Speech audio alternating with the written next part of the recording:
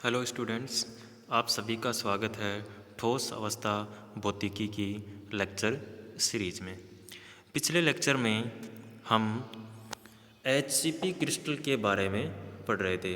Hexagonal close packed structure के बारे में हम पढ़ रहे थे, जिसमें हमने उसका संकुलन गुणांक, समन्वय संख्या और अभाज्य कोष्ठिका के मूलभूत सदिश ज्ञात कर लिए थे। ए वेक्टर, बी वेक्टर और सी वेक्टर की वैल्यू हमने ज्ञात कर ली थी। उसमें लास्ट में मैंने आपको कहा था कि अब इस अभाज्य कोष्ठिका का आयतन आपको ज्ञात करना है, जिसके लिए सिंपल फॉर्मूला था अपना अभाज्य कोष्ठिका का आयतन omega is equal to A vector dot B cross C. वहाँ पे अपन ने ए वेक्टर, बी वेक्टर और सी वेक्टर की वैल्यू पिछले लेक्चर में निकाल ली थी। सिंपली आपको वैल्यू पुट करनी थी और उसका मान निकालना था। तो मैं उम्मीद करता हूँ आप सब ने ये काम किया होगा। अगर किसी ने नहीं भी किया है तो यहाँ पे इस स्क्रीन पे पहले मैं आपको दिखा देता हूँ। ए वेक्टर, बी वेक्टर और सी वेक्टर की ये वैल्यू उठा के इसमें रखी हैं। ये ए वेक्टर का मान था, ये बी वेक्टर का था और ये सी वेक्टर का मान था। हमने उठा के इस फॉर्मूले में रख दिया है। तो हमारे पास इसकी अभाज्य कोष्ठिका का आयतन आ गया है, जो कितना है ए क्यूब इंटू अंडर रूट 2 है। जबकि कोष्ठिका का आयतन कितना था वो ये नहीं था, अलग था। वो आपको चेक करना है क्या ये दोनों सेम है या नहीं है। आज हम आगे बढ़ते हैं और फाइंड आउट करते हैं मिलर सूचकांक। भाई मिलर सूचकांक होते क्या हैं, सबसे पहले तो उनके बारे में डिस्कस करेंगे और इनकी क्या इम्पोर्टेंस है, क्या महत्व है, हम क्यों पढ़ रहे हैं इनके बारे में, ये हम देखते हैं। तो मिलर सूचकांक क्या होते हैं?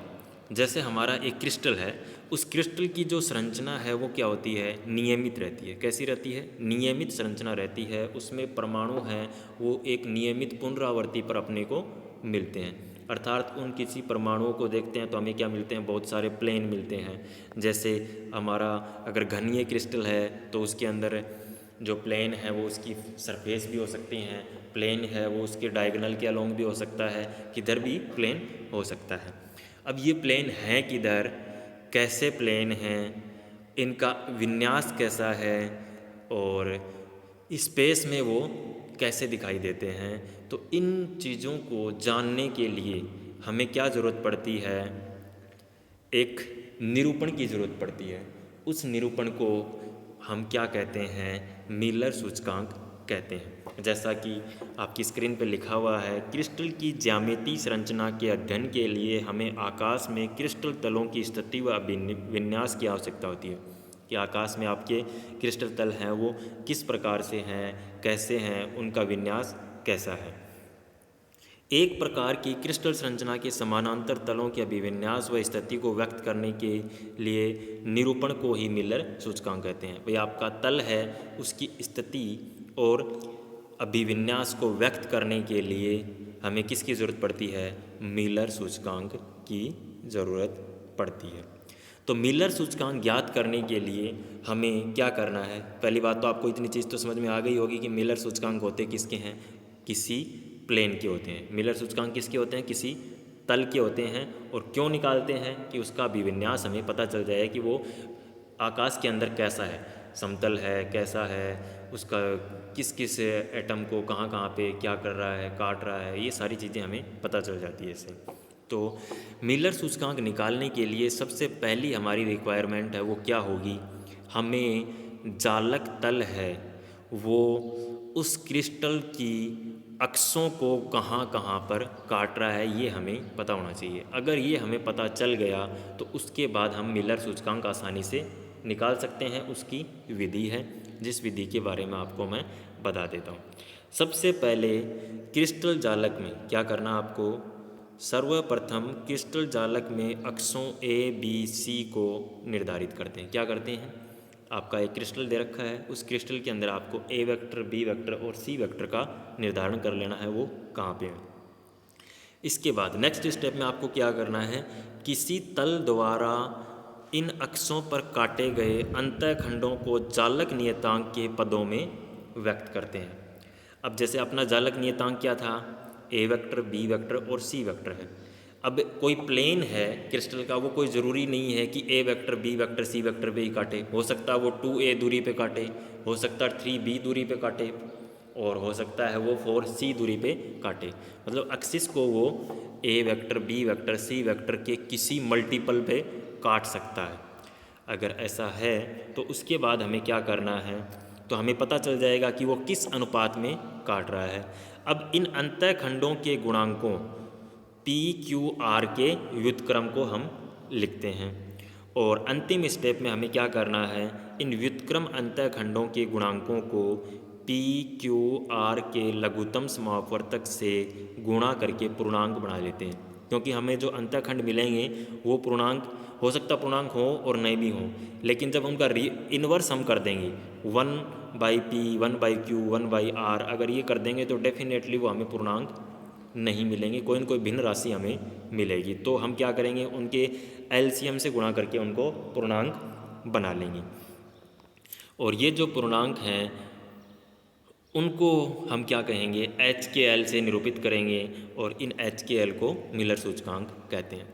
अब यहाँ पे एक बहुत ही इम्पोर्टेंट चीज़ है जो इन जनरल आप ध्यान में नहीं रखते हो या फिर मिस करोगे, तो वो चीज़ क्या है, वो ये है कि मिलर सूचकांक जब भी आप लिखोगे वो एच के एल के फॉर्मेट में लिखे जाएंगे, एच के एल। अब यहाँ सबसे इम्पोर्टेंट चीज़ क्या है, इनके बीच में कभी भी कोमा नहीं आता है। आपने अगर कोमा लगाया है इसका मतलब ये आपका नोटेशन गलत है। और दूसरी चीज़ इसमें ये है कि ये हमेशा छोटे ब्रैकेट में लिखे जाते हैं। आई बात समझ में आपको? अब एक एग्जाम्पल के द्वारा हम इसको अच्छे से एक्सप्लेन कर लेते हैं। मिलर सूचकांक है उसको हम एग्जाम्पल के द्वारा देखते हैं। यहाँ पे आपको एक प्लेन दिखाई दे रहा है। क्या दिखाई दे रहा है? एक प्लेन दिखाई दे रहा है। अब ये प्लेन कैसा है, ये इस प्लेन का मूल बिंदु है, ठीक है। ये इसकी अक्ष है, एक अक्ष इसकी ये है, एक अक्ष इसकी ये है, एक अक्ष इसकी ये तीनों क्या हैं, इसकी अक्ष हैं। अब ये प्लेन क्या कर रहा है, इस अक्ष को यहाँ पे काट रहा है, इस अक्ष को यहाँ पे काट रहा है, इस अक्ष को यहाँ पे काट रहा है। तीनों अक्षों को ये कहीं न कहीं काट रहा है। अब सबसे पहले हमें क्या करना था, अब स्टेप बाय स्टेप चलते हैं। पहली स्टेप में आपको क्या करना है, क्रिस्टल अक्षों का निर्धारण करना। क्या करना आपको, ए vector, B vector, C vector का निर्धारण करना। अब देखो यहाँ पे ए वेक्टर आपका इतना है, कितना है, यहाँ से लेके यहाँ तक की जो दूरी है वो आपकी क्या है, ए वेक्टर है। दूसरे अक्ष पे यहाँ से लेके यहाँ तक की दूरी है वो क्या है, अपनी बी वेक्टर है। तीसरे अक्ष पे यहाँ से लेके यहाँ तक की दूरी हमारी क्या है, सी वेक्टर के बराबर है। अब क्या आप मेरे को बता सकते हो ये प्लेन क्या ए बी सी पे काट रहा है? नहीं काट रहा है। देखो ये किस पे काट रहा है, यहाँ पे ये पी पे काट रहा है, यहाँ पे किस पे काट रहा है, क्यू पे, यहाँ पे किस पे काट रहा है, आर पे काट रहा है। काट रहा है कि नहीं काट रहा है? क्या ये A vector B vector C vector पे काट रहा है? नहीं काट रहा है। देखो ए दूरी तो अपनी इतनी ही थी कि नहीं थी, लेकिन ये कितने पे काट रहा है, 2a 3a। इसका मतलब ये P है वो मूल बिंदु से कितनी दूरी पे है, 3a दूरी पे है कि नहीं है। इसी प्रकार से अगर मैं दूसरे अक्ष पे चलता हूँ तो यहाँ देखो, यहाँ से लेके यहाँ तक B था और यहाँ तक क्या है 2b। ये कितनी दूरी, मूल बिंदु से कितनी दूरी पे काट रहा है, 2b दूरी पे। इसी तरीके से तीसरी एक्सिस पे ये कितनी दूरी पे काट रहा है, ये C है और ये आपका 2c दूरी पे काट रहा है। काट रहा है कि नहीं काट रहा? तो हमारा मेन मकसद क्या था, सबसे पहले अक्ष का निर्धारण जो हमने कर लिया, A vector B vector C vector. इसके बाद अगली स्टेप में आपको क्या करना था, ये जालक प्लेन है वो अक्षों को जिन बिंदुओं पर काट रहा है उनको हम जालक नियतांकों के गुणांकों के पदों में लिखना था। तो हम लिख चुके हैं ऑलरेडी। देखो पहली एक्सिस को 3a दूरी पे किसका गुणांक है, a से 3 गुना दूरी पे। y एक्सिस या दूसरी अक्ष है उस पर b से 2 गुना दूरी पे, और तीसरी एक्सिस पे c से 2 गुना दूरी पे काट रहा है। यहाँ तक का काम हो गया अपना। यही करना था, स्टेप बाय स्टेप चल रहे हैं। अतः हमें मिल गया, देखो पी क्यू आर द्वारा अक्षों पर काटे गए अंतःखंड कितने हो गए, 3A 2B 2C। अगली स्टेप में आपको क्या करना था, नेक्स्ट स्टेप आपकी क्या थी, इन अंतःखंडों के गुणांकों को आपको किससे रिप्रेजेंट करना था, PQR। मैंने यही तो बताया था आपको कि ये हमारे जो अंतःखंड हैं वो किसके रूप में आएंगे, PAQBRC। तो यहाँ से अपन अगर कंपैरिजन करेंगे तो P जो था वो अपना कितना था 3A, वाई एक्सिस पे कितना था 2B और जेड एक्सिस पे कितना था 3C था। तो यहाँ से P की वैल्यू कितनी है, सॉरी 2C था। तो यहाँ पे अपने पास P की वैल्यू कितनी आ गई 3, Q की वैल्यू कितनी आ गई 2, R की वैल्यू कितनी आ गई 2 आ गई। तो हमारे पास PQR की वैल्यू आ गई है। नेक्स्ट स्टेप में आपको क्या करना था, इन अंतःखंडों का व्युत्क्रम करना था, 1/P 1/Q 1/R। तो हमने कर दिया, तो कितना आया, यहाँ आप देख सकते हो 1/P की वैल्यू कितनी आई 1/3, 1/Q की 1/2, 1/R की वैल्यू कितनी आई आपकी 1/2। क्या ये पूर्णांक है, नहीं है। पूर्णांक आप जानते हो पूर्णांक क्या होते हैं, पूर्णांक राशियाँ होती हैं वो कैसी होती हैं 1 2 3 4, एक मतलब पूर्ण राशि होती है, उसमें भिन्न नहीं होती है। लेकिन ये राशियाँ हमारी किस रूप में आ गई हैं, भिन्न के रूप में आ गई हैं। तो अंतिम स्टेप में आपको क्या करना था, इन राशियों को आपको पूर्णांक में बदलना था। क्या करना था, पूर्णांक में बदलना था। तो इन राशियों को पूर्णांक में बदलने के लिए हमारे पास सबसे आसान तरीका क्या होता है, इसके हर का एलसीएम लेते हैं लघुत्तम समापवर्तक, और उस एलसीएम को हम क्या कर देते हैं, सभी राशियों से गुणा कर देंगे, तो ये क्या बन जाएगी, पूर्णांक राशि बन जाएगी। इनका एलसीएम देखो कितना है, 3, 2 और 2 का लघुत्तम समापवर्तक कितना होता है, 6 होता है। तो इस प्रकार एलसीएम कितना आ गया हमारा 6। अगर 6 से मैं तीनों राशियों को गुणा करता हूँ तो पहली राशि कितनी हो गई हमारी 2, दूसरी कितनी हो गई 3, और तीसरी कितनी हो गई हमारी 3 हो गई है। इसका मतलब हमारे पास H की वैल्यू कितनी आई 2, K की वैल्यू कितनी आई 3 और L की वैल्यू कितनी आई 3। तो हमारे जो मिलर इंडिसेज हैं वो क्या हो जाएंगे, देखो यहाँ आपको मैंने कहा था कि इनके बीच में क्या नहीं आना चाहिए, कोमा नहीं आना चाहिए। मिलर इंडिसेज हैं वो छोटे ब्रैकेट में लिखे जाते हैं, कितने आ गए 2 3 3। इसका मतलब जो एग्जाम्पल में हमें जो तल दिया गया था उस तल का मिलर सूचकांक कितने आए हमारे 2 3 3 आए। अब सपोज करो ये तो हमारे क्या था, ये प्लेन हमें ऐसा दिया गया था कि ये पॉजिटिव एक्सिस में काट रहा था, ये तल था वो अक्षों को धनात्मक दिशा में, अक्ष की भी पॉजिटिव दिशा में, वाई की भी पॉजिटिव दिशा में और जेड की भी पॉजिटिव दिशा में काट रहा था। लेकिन अगर तल हमारा ऐसा हो कि वो अगर नेगेटिव दिशा में काटे तो हम क्या करेंगे, उस केस में हमारे पास जो मिलर इंडिसेज है वो क्या आएगी नेगेटिव, और नेगेटिव मिलर इंडिसेज को दर्शाने के लिए हम क्या करेंगे, उसके ऊपर बार लगा देंगे। क्या लगा देंगे, बार लगा देंगे। ऋणात्मक हो तो उस पर बार लगा दिया जाएगा। अब सबसे इम्पोर्टेंट चीज़ इसमें थी वो ये है कि मिलर सूचकांक है वो किसी एक पर्टिकुलर तल को नहीं दर्शाता है, ये क्या करता है, ऐसे तलों के समूह को दर्शाता है जो क्या होते हैं, समानांतर होते हैं। इसका मतलब अभी जो तल हमने देखा है ये तल है, इसके समानांतर अगर और भी कोई तल होंगे तो उन सभी को ये मिलर सूचकांक दर्शाएगा। जैसे अब आगे नेक्स्ट एग्जांपल में हम बढ़ते हैं। जैसे आपको ये एक डायग्राम दिखाई दे रहा है, इस डायग्राम में एक मैंने ये जो तल बनाया है इस तल की हमें क्या चाहिए, मिलर सूचकांक चाहिए। तो क्या आप निकाल सकते हो इसके मिलर सूचकांक क्या होंगे, और इसमें एक्स एक्सिस वाई एक्सिस और जेड एक्सिस भी दर्शा रखी हैं। जैसे ये इसकी एक्स एक्सिस है, ये इसकी वाई एक्सिस है, ये इसकी जेड एक्सिस है कि नहीं है। तो हमारा सबसे पहला काम क्या है, ए बी और सी का निर्धारण करना। तो हमने क्या कर लिया, ये ए वेक्टर हो गया, ये इसका बी वेक्टर हो गया, ये इसका सी वेक्टर हो गया।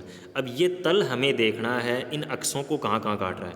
तो ये देखो ये तल है, एक तो यहाँ पे काट रहा है कि नहीं काट रहा है, एक यहाँ पे काट रहा है। क्या ये जेड एक्सिस को काट रहा है कहीं पे, जेड एक्सिस, ये जेड एक्सिस है, इसको काट रहा है क्या ये कहीं पे, ये तल ये कहीं भी नहीं काट रहा। लेकिन एक्स एक्सिस को ये यहाँ पे काट रहा है, वाई एक्सिस को काट रहा है नहीं काट रहा। देखो वाई एक्सिस को ये पॉजिटिव दिशा में तो नहीं काट रहा है, लेकिन नेगेटिव दिशा में ये काट रहा है। कहाँ पे, यहाँ पे काट रहा है। इसका मतलब ये प्लेन है वो क्या कर रहा है, एक्स एक्सिस को काट रहा है, वाई एक्सिस को, लेकिन जेड एक्सिस को नहीं काट रहा है। नहीं काट रहा है इसका मतलब हम क्या लिखेंगे, तो अब इसको हम पी क्यू आर के पदों में लिखें तो क्या आएगा, इस प्लेन के लिए क्या आ जाएगा हमारा पी ए क्यू बी और आर सी के पदों में लिखना आपने। तो पी कितना आ रहा है, देखो ये एक इकाई दूरी पे काट रहा है एक्स एक्सिस को, इसका मतलब 1a आएगा कि नहीं आएगा।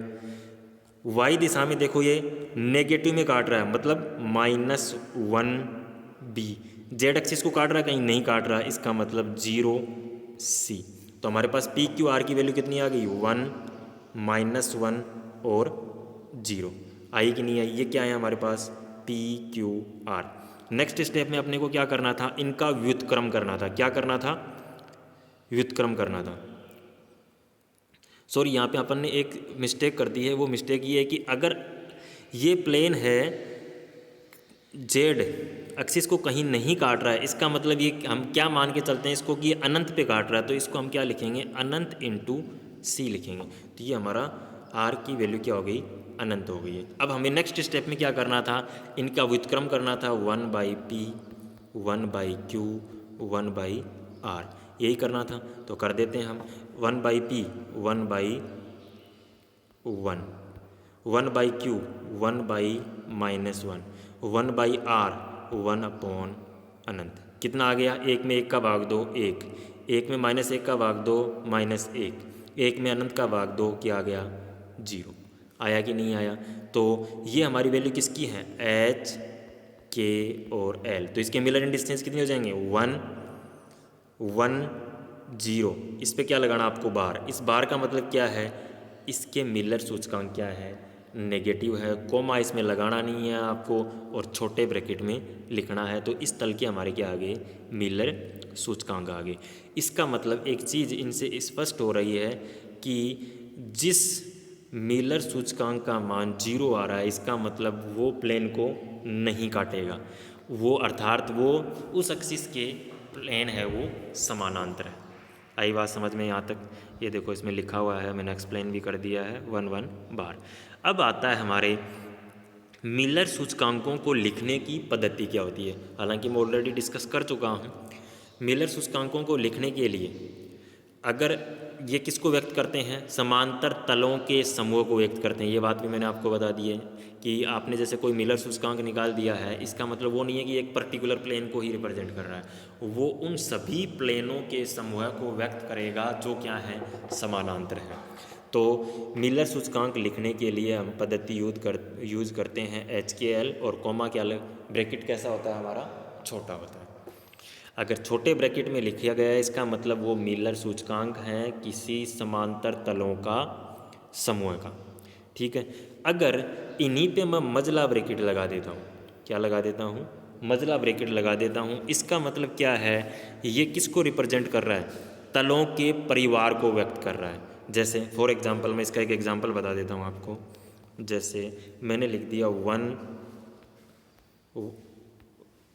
1 1 0, ये मैंने किसी तल के मिलर सूचकांक। अगर मैंने अभी जैसा लिखा है, ये किसको बता रहा है, उन तलों के समूह को बता रहा है जो क्या है, समानांतर है। अर्थात जो 0 जेड एक्सिस के अलोंग क्या आ रहा है, मिलर सूचकांक 0, इसका मतलब ये जेड अक्ष के समानांतर तलों का एक समूह है। अगर मैं इसको मजले ब्रैकेट में रखता, किस में रखता, मजले ब्रैकेट में, तो अब ये किसको रिप्रेजेंट कर रहा है, एक परिवार को रिप्रेजेंट कर रहा है, तलों के एक परिवार को। तो परिवार में क्या आएगा, ये 1 1 0 प्लेन को भी रिप्रेजेंट करेगा।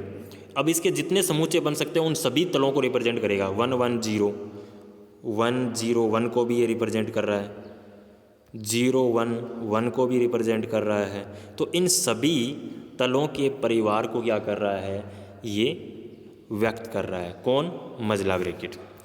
अगर बड़ा ब्रैकेट लगाया आपने, क्या कर दिया आपने, बड़ा ब्रैकेट लगा दिया, HKL कैपिटल ब्रैकेट लगा दिया, सबसे बड़े वाला ब्रैकेट, ये किसको रिप्रेजेंट कर रहा है, किसी एक तल की दिशा को। किसको व्यक्त करता है, किसी एक तल की दिशा को। अगर इस पे हम क्या लगाते हैं, एरो वाला ब्रैकेट लगाते हैं, इस टाइप का अगर ब्रैकेट लगाते हैं तो ये किस चीज़ को रिप्रेजेंट करेगा, तलों की दिशा के परिवार को। किसको रिप्रेजेंट करेगा, तलों की दिशा के परिवार को व्यक्त करेगा। जैसे फॉर एग्जांपल 2 एग्जांपल दे रखे हैं और इसके अंदर नोटेशन भी दे रखे हैं। जैसे इस तल के अंदर, इस एग्जांपल में इस प्लेन के मिलर इंडिसेस क्या हैं? 0, 0, 1। किसके हैं ये इस वाले प्लेन के हैं जो इधर ये दिखाई दे रहा है। इसकी टॉप सरफेस, ये जो घन है इसकी टॉप सरफेस के मिलर इंडिसेस कितने हैं? 0, 0, 1 है। इसका मतलब क्या हुआ? ये जेड एक्सिस को तो काट रहा है, एक्स एक्सिस और वाई एक्सिस को नहीं काट रहा। तो आप देख भी सकते हो ये घन है और घन के बॉटम में क्या है? अपनी एक्स एक्सिस और वाई एक्सिस हैं, तो ये सिर्फ और सिर्फ जेड एक्सिस को काट रहा है, एक्स और वाई को नहीं काट रहा है। इसी तरीके से अगर मैं इस प्लेन की बात करता हूँ तो ये देखो किसको काट रहा है? ये सिर्फ वाई एक्सिस को काट रहा है, एक्स और जेड को नहीं काट रहा है। ये प्लेन देखो, ये ऐसा अपना खड़ा प्लेन है या साइड वाली फेस है इसकी, तो ये भी नहीं काट रही। तो इसके मिलर इंडिसेस क्या हो गए? 0, 1, 0 हो गए। टॉप वाले के क्या हो गए थे? 0, 0, 1 हो गए। अब इसकी जो ये सामने आप जिधर से देख रहे हो इस फेस के इंडिसेस कितने हो गए? 1, 0, 0 हो गए। इसका मतलब क्या है? एक्स एक्सिस को एक यूनिट डिस्टेंस पे काट रहा है, वाई और जेड को नहीं काट रहा है। अब देखो यहाँ बड़े ब्रैकेट दिखाएं, ये बड़े ब्रैकेट किस चीज़ को रिप्रेजेंट कर रहे हैं? इस प्लेन की दिशा को, इसकी प्लेन की दिशा, इस दिशा को व्यक्त कर रहा है। ये 0, 0, 1 इस दिशा को व्यक्त कर रहा है, 1, 0, 0, 1 इस दिशा को व्यक्त कर रहा है। इसी प्रकार से नेक्स्ट एग्जाम्पल में भी आप देख सकते हो। ये हमारे थे मिलर इंडिसेज। Thank you.